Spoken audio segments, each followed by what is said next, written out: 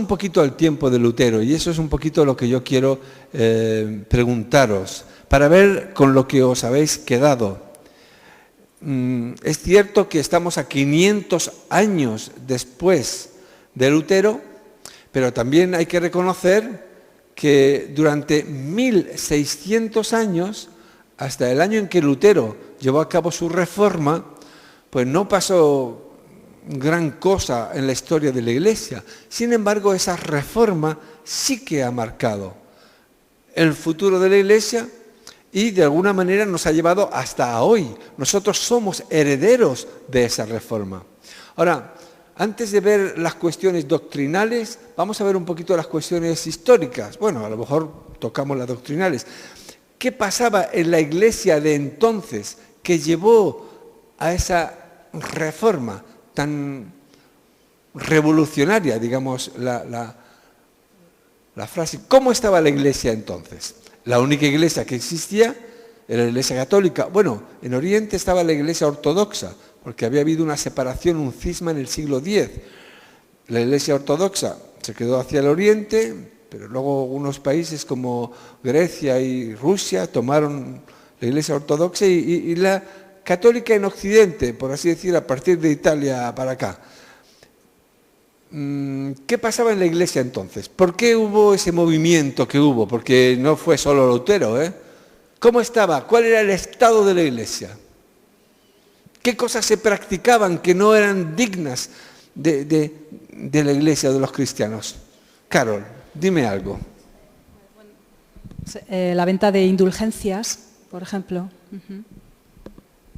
Es decir, que había unos señores que iban por los pueblos, por los mercados, y vendían unos papeles firmados por el Papa, supuestamente, que decían, las indulgencias, era que si tú tenías un familiar que había muerto, puede ser que estuviera en el purgatorio, que era un lugar que no era el cielo, pero para que pudiera ir al cielo, tú pagabas un dinero, te comprabas una indulgencia, que es decir, que era un perdón, o una amnistía para ese pecador que estaba en el purgatorio, para que pudiera subir al cielo. Entonces, como las obras de San Pedro el Vaticano costaron tantísimo dinero, por toda Europa se recogían dinero de esa manera, para llevar las almas del purgatorio al cielo, pagando dinero. Pero había mucho más. Por ejemplo, ¿conocían la Biblia los cristianos? No. Imagínate qué sorprendente, no conocían la Biblia. ¿Cómo? Estaba escrita solo en lengua latina. Estaba escrita solo en latín, aquí en Europa, y la mayoría, ni siquiera los sacerdotes estudiaban, ni siquiera estaban bien formados.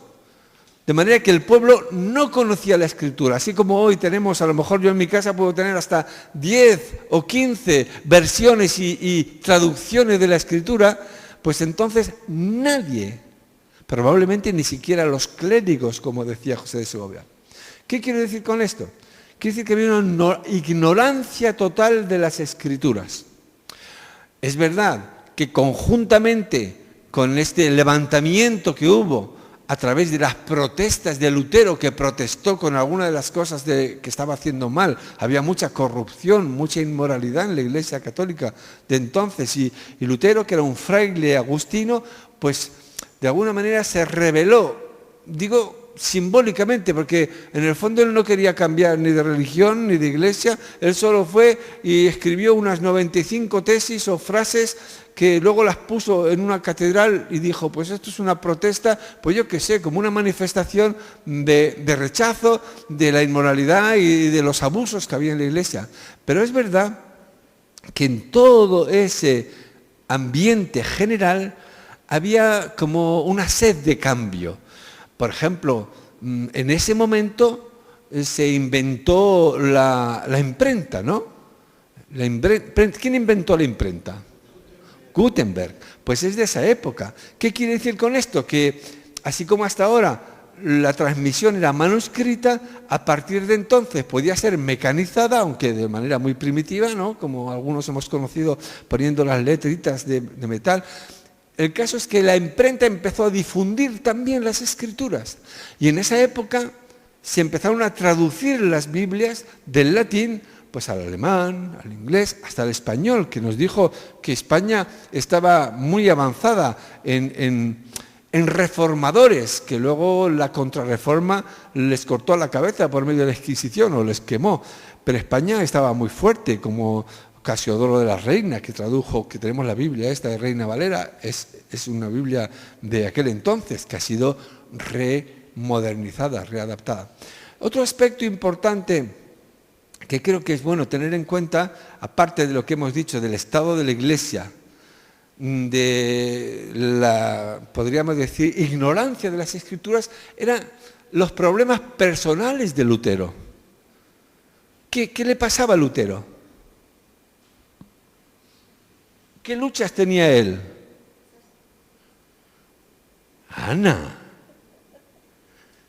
Aunque era devoto de Santa Ana, de la tía de María. Ana, ¿qué has dicho? Tú también blasfema. No, igual quería casarse también. Igual quería casarse. No era su primer objetivo, aunque terminó casándose, ¿eh? Además con una monja, se casó, o ex monja. Pero tenía unas luchas espirituales muy grandes. No encontraba la salvación personal, no sabía, porque en la Iglesia católica se hablaba mucho de salvarse por las buenas obras que hacías, ¿no? Era un poco también, pues como los musulmanes creen que al final de tus días se pesan las buenas obras y las malas obras, y si ganas las buenas, pues vas al cielo, y si ganas las malas, pues te vas al infierno, ¿no? Y había un sentimiento de insatisfacción y de culpabilidad en cuanto a la salvación. ¿Voy a ir al cielo? ¿No voy a ir al cielo? ¿El Señor me va a considerar por mis pecados o me va a considerar por mis buenas obras? Y todo eso le torturaba personalmente muchísimo. Y claro, como no en la Iglesia no había explicaciones correctas de lo que era la enseñanza bíblica, pues él tenía esas dudas. Y se sacrificaba, ayunaba, se flagelaba, rezaba muchísimo y sin ninguna satisfacción espiritual. No encontraba paz con Dios. Él no creía en las indulgencias porque él sabía que era un engaño. Él eso lo tenía claro. Él sabía que eso era un engaño del Papa para sacar dinero para construir el Vaticano. Pero entonces él empezó a descubrir una serie de verdades, que es ahí donde vamos. Son efectos especiales que los hermanos están dando en la técnica para llamar vuestra atención. Que no os durmáis.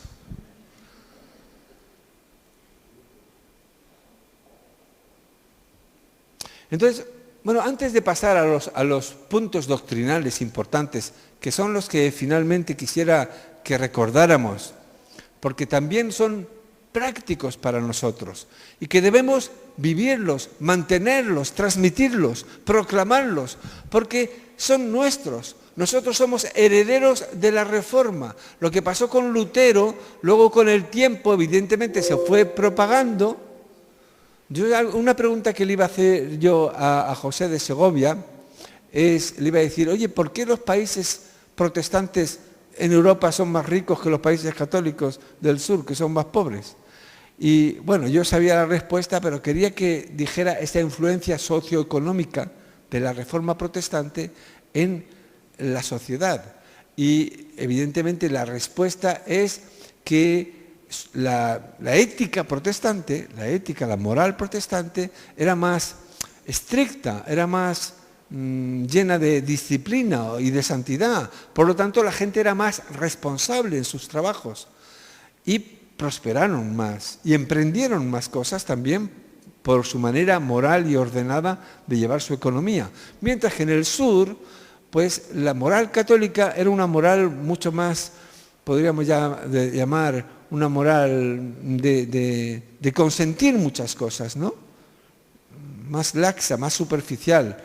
Y eso hace que en general, en los países católicos en general, pues haya otra concepción de la ética del trabajo, por así decir. Pero mirad, yo he estado pensando en algo curioso. He pensado que probablemente lo que pasó en el tiempo de Lutero con la Iglesia católica, en este caso, es lo que pasó con los judíos en el tiempo de Jesús. Porque Jesús llevó a cabo una revolución muy parecida. El estado del judaísmo era de gran decadencia, como la Iglesia católica. Y él trajo una frescura. El estado del judaísmo era muy legalista, de cumplir la ley para obtener la salvación o la aprobación de Dios. Y Jesús vino a revelar el amor y la misericordia y el perdón de Dios de una manera como antes no se conocía. Hubo una revolución a partir del cristianismo tan grande, bueno, mucho mayor que la que hubo en la Reforma, pero también llevó en tiempo de Jesús a una experiencia personal de la salvación por medio de la conversión. Era algo que entonces, pues también por la escritura que se transmitía en manuscritos y pasaba de unos a otros, como las cartas de Pablo, que entonces los judíos, pues solo los rabís podían tocar la Torá y era algo sagrado que tenía que estar incluso, y todavía hoy en las sinagogas, en una especie de nicho que nadie puede tocarlo. Bueno, quiero decir que me ha parecido encontrar similitudes. Pero luego también, pensando en esto y escuchando a José de Segovia, yo me he dado cuenta que, en el fondo, yo mismo y cada uno de nosotros hemos vivido o vivimos o estamos viviendo una reforma. Cuando venimos de un trasfondo católico o de un trasfondo humanista o mundano o pagano, vivimos una reforma. ¿Cómo? Conociendo la Escritura, conociendo al Señor Jesús, dando unos pasos de conversión que hacen que la fe que practicamos sea una fe no de religión, sino de relación con Dios, es decir, algo vivo, algo fresco, algo que alimentamos cada día y especialmente cada domingo, en ese contacto con los hermanos, con la Escritura. Cada uno de nosotros tiene que vivir su propia reforma. Y cuando nosotros intentamos ir a otras personas con el Evangelio, estamos haciendo eso, una reforma de sus vidas. Llámala conversión, llámala cambio. No es que se cambie de religión, porque yo, por ejemplo, en mi caso, lo he dicho algunas veces, yo había nacido en una familia católica, como todo buen español, claro, o como cualquier español, y me llevaron a un convento de dominicos porque mis padres eran pobres y no me podían dar estudios. Era una manera de darme estudios, como ocurría con muchas familias pobres, que tal vez el menor de los hijos pues iba al seminario a estudiar el bachillerato. Y muchos, como me ocurrió a mí también, pues al final del bachillerato pues ya se iban y ya iban a sus casas o a trabajar, o los que podían estudiar más o quedarse ahí, ¿no? Yo llegué hasta el noviciado, pero yo recuerdo que a mí cuando me enseñaban alguna de las cosas de la Biblia, yo veía que eso, no sé, no era algo que se practicaba en las iglesias católicas. Yo en el seminario llegué a decir, pues los católicos no son cristianos. Aquí los únicos cristianos son los curas o son los religiosos, que son los que conocen la Biblia, que son los que se toman en serio, porque además nos enseñaban que en el Sermón del Monte había unos consejos de perfección que llamaban, ¿no? Pureza o santidad, pobreza o desprendimiento de las cosas materiales, obediencia a Dios y a la autoridad delegada por Dios. Y esos votos de los religiosos yo creía que eran los verdaderos cristianos. Yo luego salí del seminario y digo, pues aquí no hay cristianos aquí. Los únicos cristianos están en los conventos, porque se toman en serio el rezar, se toman en serio la Biblia, la conocen.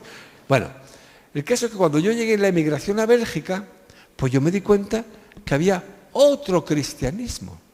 Yo entré en contacto con esa iglesia que me acogió, que me ayudó a encontrar trabajo, me ayudó materialmente también, una iglesia evangélica en Bruselas, que al principio pues yo rechacé, porque como buen español era antiprotestante. Los españoles, por lo menos antiguamente, consideraban que los protestantes eran una secta, y todavía hoy muchos lo creen. Entonces, para mí fue una reforma. Yo descubrí la Escritura viva, aunque venía de un convento, venía de una orden religiosa, pero una relación personal con Jesús, un reconocimiento de mi pecado y de mi necesidad de salvación, yo solo lo tuve cuando en Bélgica me fui a estos evangélicos y en contacto con ellos vi una nueva realidad, de una fe viva, de una fe personal que yo no había experimentado hasta entonces. Y yo creo que cada uno de vosotros, de nosotros, que hemos llegado a un encuentro personal con Jesús, cada uno hemos vivido esa reforma espiritual de nuestras vidas. Ahora, ¿cuáles son las bases de la reforma? ¿Qué es lo que hizo que hubiera esa revolución? Porque no olvidemos que las cosas cambiaron enormemente. Es verdad que entonces el mundo pues estaba organizado de otra manera, las fronteras y los poderes, pero hubo un cambio radical en la manera de vivir de la gente, especialmente los que estaban bajo la Reforma protestante, que luego siguió, porque luego los de Inglaterra pues hicieron la iglesia anglicana y copiaron muchas cosas de los protestantes, pero ya con otros intereses más nacionalistas. Y luego a partir de ahí empezaron las iglesias, como se dijo, los anabautistas o los pentecostales u otros que vinieron, que ya captaron, una vez que la puerta se abrió en la Reforma, empezaron a entrar muchas corrientes que incluso perfeccionaron algunos aspectos de la Reforma, porque, por ejemplo, Lutero todavía bautizaba a los niños, y los luteranos lo siguen haciendo. Por ejemplo, Lutero todavía celebraba la misa de alguna manera, aunque un poco diferente, pero quiero decir que no cambiaron muchas formas, sino que cambiaron las doctrinas. Y muchos otros que vinieron, que esos son los evangélicos, como nosotros, tomaron una línea más libre, ya no dependiente de una iglesia jerárquica o de una denominación, sino más de una base, ¿no? Y de un contacto con las Escrituras, porque la gran revolución del contacto directo con las Escrituras, eso cambió muchísimo las cosas. Porque hasta entonces solo los curas podían interpretar, todavía lo dice la Iglesia Católica, solo el magisterio de la Iglesia y la infalibilidad del Papa y los cardenales pueden interpretar el sentido de las Escrituras. Sin embargo, los protestantes y los evangélicos en general dicen no, cualquiera puede tener acceso a la palabra de Dios y entenderla. No os olvidéis que hubo mucho tiempo que en España estaba prohibido leer la Biblia, incluso para nosotros en el seminario no podíamos leerla libremente, porque decían que había cosas y partes que no entenderíamos. Entonces, nos la racionaban o nos la explicaban. Pero vamos a los 4, yo digo 4, aunque inicialmente son 3. ¿Os acordáis de los principios que dijo José de Segovia que marcaron la Reforma? Había 3 principalmente, pero yo voy a añadir un 4 porque también estaba, y en lecturas que he hecho sobre la Reforma, era uno que marcó muchísimo. Pero digamos los 3 que él mencionó. Además, se dicen, los principios se dicen en latín. A ver, repítelo. Toda gracia, toda escritura y toda fe. Bien. La frase en latín era sola fide, sola gracia y sola escritura. No olvides que entonces casi todo lo que tenía que ver con la Iglesia se hablaba en latín. Incluso las predicaciones y hasta hace poco en español la misa también se decía en latín. Bien, entonces tenemos esos 3 principios. Fide, fe, gracia y escritura. Y yo he descubierto, perdonar, no es que estoy yo creando aquí la nueva Reforma, pero me ha dado por pensar que aquí también hay una relación con la Trinidad. Y voy a decir por qué. Lo digo esto porque tengo la convicción, y es mi oración, que Dios haga una nueva revolución. Creo que los evangélicos en general estamos como estaban los católicos entonces. Y necesitamos una reforma. No soy el único que lo dice eso, ¿no? Pero lo que sí he estado pensando es que en el fondo, por mucho que Lutero fuera uno de los protagonistas, fue un mover de Dios, fue un avivamiento de Dios. ¿Y cómo se manifestó? Por una obra del Padre, del Hijo y del Espíritu Santo.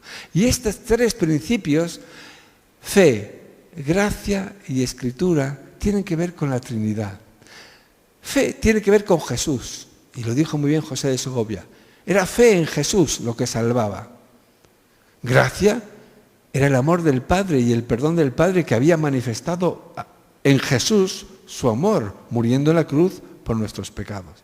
Y escritura era la inspiración del Espíritu Santo que revela las Escrituras para hablar de Dios. Es decir, que todo aquel que lee la Escritura inspirada por Dios, inspirada por el Espíritu Santo, con la unción del Espíritu Santo, entiende lo que es el plan de salvación. Porque la Biblia se puede leer de muchas maneras, cuidado. Puede ser un libro de literatura cualquiera, y muchos la leen así, ¿no? Como un libro de literatura. Entonces vamos a retomar algunos de los versículos que le he dejado yo allí a mi secretario en la mesa. Despierta, José Manuel, y ponme uno de los principales textos de la Reforma, que fueron Romanos 5.1. Romanos 5.1 fue la gran revolución, fue el gran descubrimiento de Lutero. La carta a los romanos fue de lo primero que él tradujo, porque era lo que más le llamó la atención. ¿Por qué? Porque Romanos está tratando de explicar a los judíos cómo es la salvación sin la ley, sin las obras. Y tiene mucho parecido con lo que le pasó a Lutero, que venía también de ese trasfondo de las obras católicas.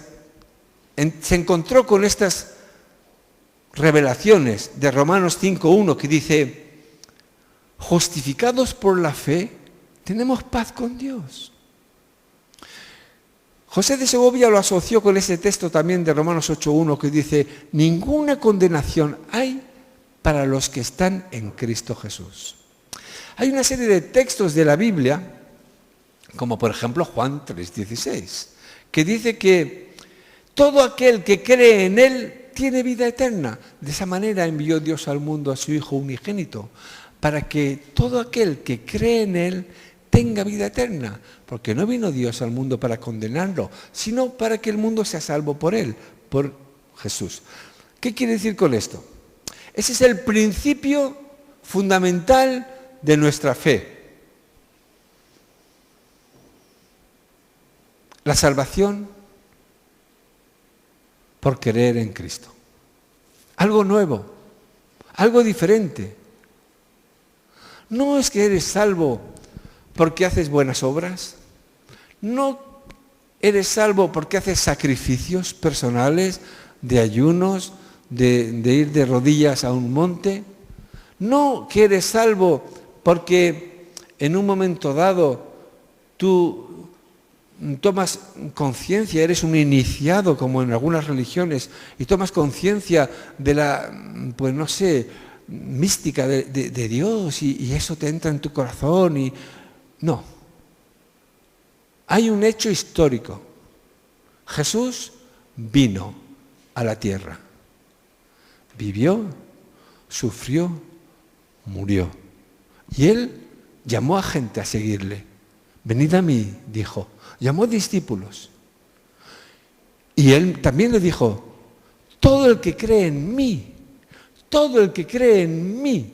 Esa es la gran pretensión de los cristianos, que parece orgullo, que parece soberbia, pero que es así. O la aceptas o la rechazas.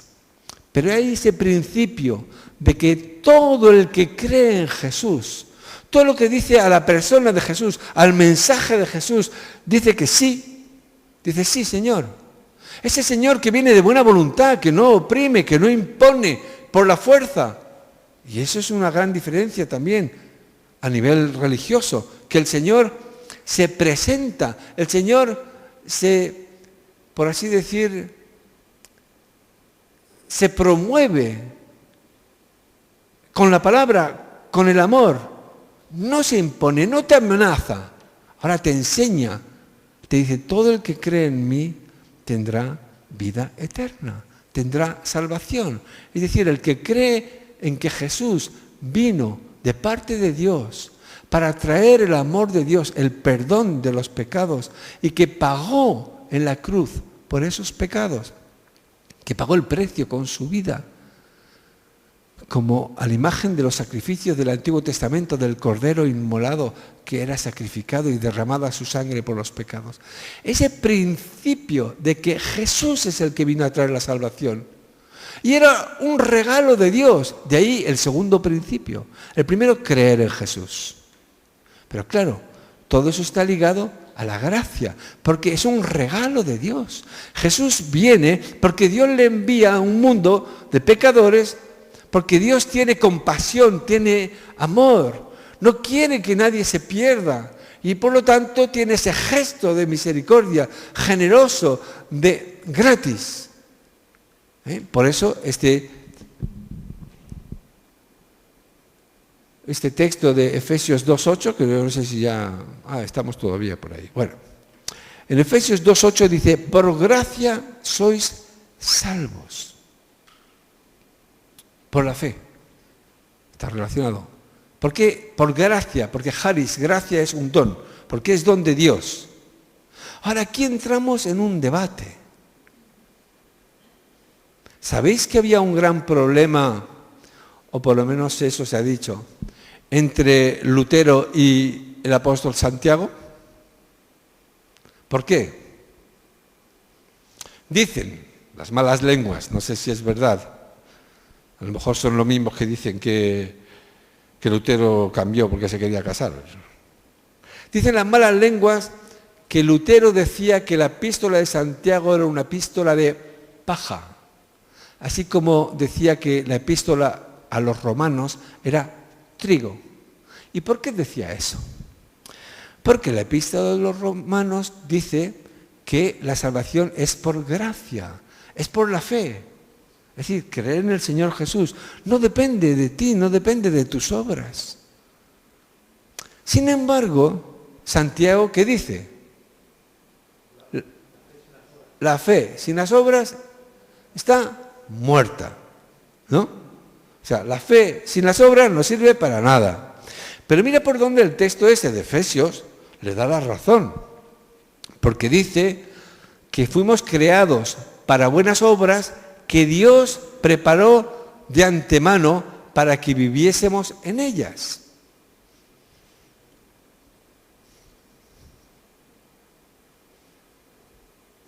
Secretario, ¿puedes avanzar un poco el segunda parte de Efesios 2:8, no sé si es 9? A ver, ¿qué dice aquí? ¿Pasas al versículo siguiente? ¿Lo controlas? Bueno, ¿qué dice ahí? Lo fundamental que dice, sigue el próximo, no por obras para que nadie se gloríe en su valor, en su mérito, no por obras, porque somos hechura suya, creados en Cristo Jesús para buenas obras, las cuales Dios preparó de antemano para que anduviésemos en ellas. Es decir, las obras tienen valor. ¿Por qué? Porque son el fruto de tu salvación. Y como dijo el Señor, por sus frutos los conoceréis. ¿Cómo puedes saber que una fe es auténtica? ¿Cómo puedes saber que la salvación es auténtica? Por el cambio de vida, por los frutos, por el comportamiento de la persona. Por lo tanto, esas obras están ahí como parte de la salvación, pero más bien como efecto, no tanto como causa. No es que eres salvo porque te portas bien, sino que te portas bien porque eres salvo. ¿Entendemos esto? Y eso es una diferencia sutil, pero muy importante, porque ya no es que el ser humano tiene que estar esforzándose para ganar la aprobación de Dios, no. como muy bien dijo también José de Segovia, os invito a que escuchéis, porque dice muchas cosas muy profundas y muy buenas. Dijo que ahora el Señor nos ve a través de Cristo, a través de Jesús, a través de la obra de la cruz. Ese fue el centro de la Reforma. Por así decir, la resurrección de Cristo, es decir, el valorar la obra de Cristo. Valorar la obra de la cruz. Por eso en la Santa Cena reflejamos, como muy bien ha dicho Eli, ese legado, esa herencia que el Señor nos ha dado de que murió en la cruz por nuestros pecados. Pero vamos a avanzar un pasito más, porque tampoco me quiero entretener demasiado. Además, vamos a salir luego después, porque voy a ir a predicar a la iglesia de Chisco, luego por la tarde, y vamos a salir después del culto y no quiero alargarlo demasiado. Aún así, hay dos puntos importantes. Bueno, uno hemos dicho, la fe en Cristo como fundamento de la salvación. Eres salvo porque crees en Jesús, en su obra expiatoria en la cruz, es decir, que Él pagó por tus pecados. ¿Tú crees eso? Pues serás salvo. Dijo Pablo, cree en el Señor Jesús y seréis salvo tú y toda tu casa. La fe es un misterio, no es algo que se puede explicar, pero si tú le dices sí a Jesús, si tú dices sí Señor, tu obra, yo la quiero, sí Señor, yo te abro mi corazón, ven a mi vida, ahí hay una revolución.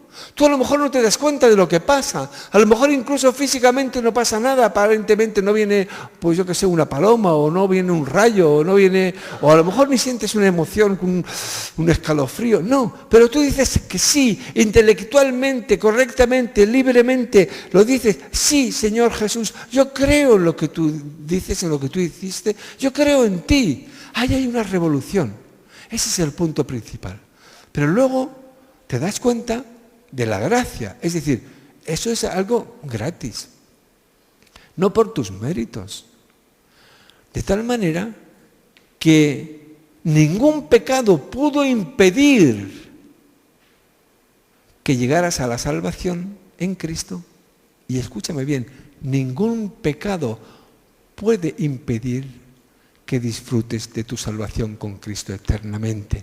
Todos los pecados pueden ser perdonados. Todos los pecados pueden ser redimidos por el efecto de la cruz. Por eso dice Pablo en Romanos que nadie nos puede separar del amor de Dios que es en Cristo Jesús, Señor nuestro.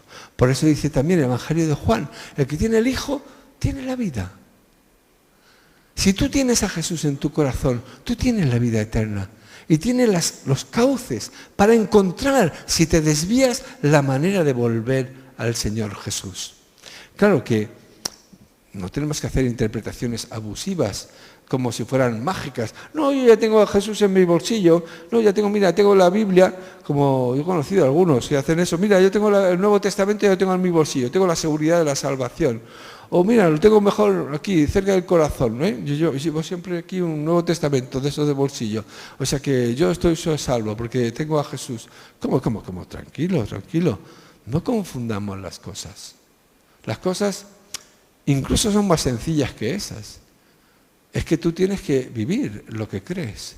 Tú tienes que también, hombre, a lo mejor no estamos en Corea del Norte, donde nos van a quitar la vida por nuestra fe, pero sí que tenemos que dar testimonio de nuestra fe. Y eso a veces supone perder amigos. Y eso a veces supone asumir ciertos riesgos. Bueno, fe y gracia. Es muy importante el papel de la gracia, gratis. Pero luego está la Escritura. Sola fide, sola gracia, sola Escritura, que es el tercer principio de la Reforma. ¿Por qué el tercer principio? Pues porque entonces no se conocía la Escritura, se reveló la Escritura como fuente de la salvación. ¿Qué quiere decir? Que es a través de la palabra que conocemos todo el testimonio bíblico. La Iglesia decía que no cualquiera puede interpretar, la Iglesia católica, la Biblia. Tú no estás suficientemente formado para creer que vas a ser salvo tú por leer la Biblia. No. Alguien te la tiene que explicar, alguien más intelectual o más formado que tú. Bueno, pues eso cambió. Sola Escritura quiere decir que ni los magistrados de la Iglesia, Ni siquiera los concilios, ni el Papa, ni la tradición de la Iglesia, que es lo que dicen los católicos también, que es la tradición de la Iglesia la que te revela el significado de la palabra. No, la Iglesia, la Biblia habla por sí sola. La Escritura es capaz de compartir el mensaje de salvación.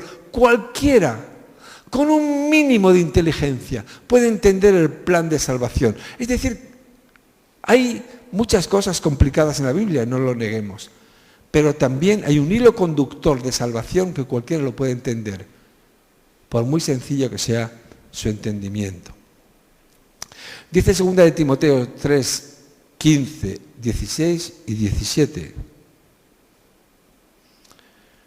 que esas escrituras, desde la niñez has sabido las escrituras, las cuales te pueden hacer sabio para la salvación. Te pueden enseñar la salvación, las escrituras enseñan la salvación por la fe que es en Cristo Jesús, es decir, la salvación por la fe. Sigue un poco más, siguiente versículo. Porque toda la escritura es inspirada por Dios y ella misma tiene el poder de ser un instrumento útil para enseñar, para redarguir, para corregir, para instruir justicia. Son una serie de repeticiones que quiere decir la Biblia habla, la Biblia enseña, la Biblia tiene un poder en sí misma. Muchos se han convertido solo con leer la Biblia sin tener contacto con ninguna persona, porque la Biblia en sí misma, inspirada por Dios, habla Dios a través de ella. ¿Sigue un poco más? ¿Hay algo más? Sí, a fin de que el hombre de Dios sea perfecto, enteramente, preparado para toda buena obra. Ahí está, otra vez las obras. Preparado para toda buena obra. Es decir, que parte de la salvación es el efecto. No es la causa, sino el efecto, son las obras. Bueno, último punto, fundamental, para nosotros también hoy. El sacerdocio de todos los creyentes. ¿Qué quiero decir con esto? Entonces, como ahora, en muchos sentidos, y eso es lo que de alguna manera tenemos que empezar a vivir y a practicar, entonces los curas eran los que controlaban el cotarro. Entonces el mundo estaba dividido en clérigos y laicos. Laos del griego pueblo. Clérigos, supongo que es de cleros, que es la clase gobernante. Dos clases, los que gobiernan y los que son gobernados.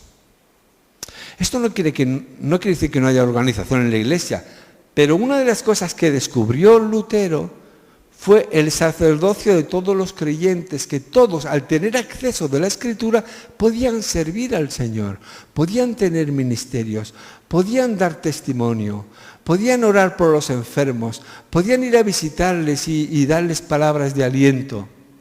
El sacerdocio de todos los creyentes es fundamental en la Iglesia, porque hace que cada uno participe, que no sea pasivo, hace que cada uno sienta que la Iglesia es algo suyo, que él tiene que vivirla, practicarla y ejercer algún ministerio.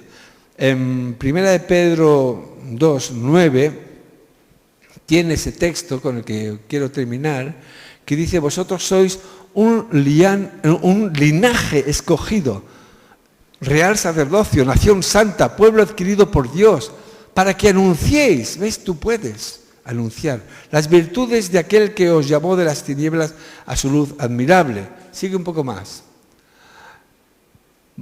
Vosotros, que en otro tiempo no eres pueblo, pero que ahora sois pueblo de Dios. Ahora sois pueblo de Dios. Todos somos pueblo de Dios. Que en otro tiempo no habéis alcanzado misericordia, pero que ahora habéis alcanzado misericordia. Es decir, el sacerdocio de todos los creyentes es que todos somos sacerdotes.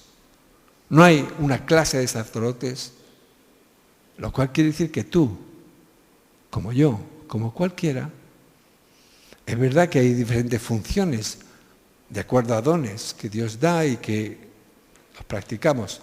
Pero algo que es bueno que resaltemos es que todos tenemos nuestra parte en el funcionamiento del cuerpo de Cristo, de la Iglesia, del pueblo de Dios. Bueno, para terminar, es importante que conozcas estos principios. Solo la fe, solo la gracia, solo la Escritura y el sacerdocio de todos los creyentes. Que lo conozcas y que lo vivas. De nada sirve que vengamos a una iglesia si no tenemos en cuenta aquello que es el fundamento de nuestra fe y las doctrinas principales. Hay muchos que no lo conocen. Yo cuando oía a esta mujer de Corea, bueno, yo me sentía privilegiado y responsable de estar escuchándola, de ser testigo yo también de lo que ella decía. Una gran responsabilidad, porque no podemos ignorar lo que está pasando ahora mismo en esas partes del mundo. No podemos hacer como si no existiera. Y eso que es pues, uno de tantos testimonios o ejemplos que se podían dar, como otros podían hacerlo. Hubo uno de los conferenciantes, bueno, de los que presentaban Puertas Abiertas, que había estado en Egipto y había estado relacionado con estos que murieron, que eran cristianos coptos en manos del ISIS, estos que les pusieron el cuello ahí en una playa y les cortaron la cabeza para que la sangre fuera al Mediterráneo, y todo ese anuncio que iban a conquistar todo el Mediterráneo, los del ISIS. Y él conocía a estos coptos que le hablaron de cómo ellos son perseguidos, cómo ellos son maltratados, ¿no?, de parte de los extremistas islámicos, ¿no? Y él decía, bueno, tengamos cuidado, porque es que hoy en día, pues muchos de nosotros, según ciertos conceptos, si tú expresas lo que piensas, puede ser que no solo te miren mal, sino que hasta a lo mejor, de acuerdo a las leyes que están saliendo hoy en día, hasta vayas a la cárcel. ¿Por qué? Porque Occidente se está convirtiendo en un intolerante, en una intolerancia. No es que sea comparable con lo que pasa en Corea, ¿verdad? Pero tenemos que estar preparados porque nuestra sociedad, que se pretende laica, es decir, se entiende que no es religiosa, eso es lo que se entiende, ¿no? Por eso es que Pablo Iglesias quiere quitar las misas de la televisión y todo ese rollo. Cada vez van a aceptar menos que se hable públicamente de la fe, porque lo van a considerar como un atentado contra la libertad o contra... De hecho, en Francia tú no puedes evangelizar públicamente en la calle. Está prohibido. Hay en algunos países, en las escuelas no se puede hablar de religión para nada, porque es como condicionar el pensamiento. No hablemos ya de rezar o de no sé, de expresar a otro una fe. No sé si habéis visto la película esta de Dios no está muerto, pero la película esa de Dios no está muerto se está basada en hechos reales, en Estados Unidos, que se supone que es la cuna de la libertad, o yo qué sé cómo llamarlo, ¿no?, la libertad religiosa, pero alumnos que son perseguidos en un campus universitario porque creen en Dios, y profesores que prohíben hablar de Dios en las escuelas a los alumnos con otros alumnos porque consideran que están haciendo proselitismo, que le están comiendo el coco y que eso está prohibido. Bueno, digo esto porque tenemos que prepararnos también nosotros y tener las cosas claras. Tú tienes que tener doctrinas claras de lo que crees y tienes que leer la Escritura porque no sabes cuándo te la van a quitar. Y esto a veces suena así como muy lejano, pero cuidado, que las cosas a veces se aceleran muy rápidamente, casi sin darnos cuenta, como está pasando ya a nivel político, cosas que eran impensables hasta hace poco, como que ganar a la extrema derecha en un país, pues ya está llegando, ¿no? Ya está llegando. Ahora casi Marine Le Pen en Francia casi va a superar a los socialistas o a los demás, ¿no? Y bueno, no quiero decir con esto, no soy pájaro de mal agüero, que tenemos que empezar aquí todos, como algunos extremistas han hecho en América, a empezar a buscar cuevas. Aquí hay unas muy bonitas, ¿sabes? ¿Has visto ahí en los montes que hay detrás de Quintana Dueña? Hay unas cuevas, pero son bodegas de vino, no te pierdas. Entonces, cuidado, aprendamos los principios de la fe y vivamos de acuerdo a ellos y transmitámoslo a otros que los ignoran mientras que podamos. Amén. Señor, te doy gracias por este tiempo en el que podemos hablar de tus cosas, de los fundamentos de nuestra fe, de nuestra vida.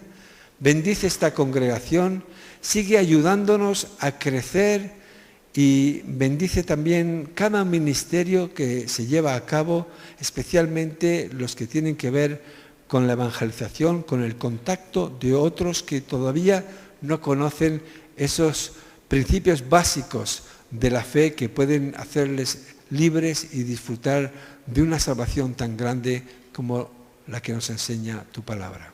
En el nombre de Jesús. Amén. Pues que el Señor os bendiga y estaremos dando saludos vuestros en Colindres y Laredo esta tarde, en una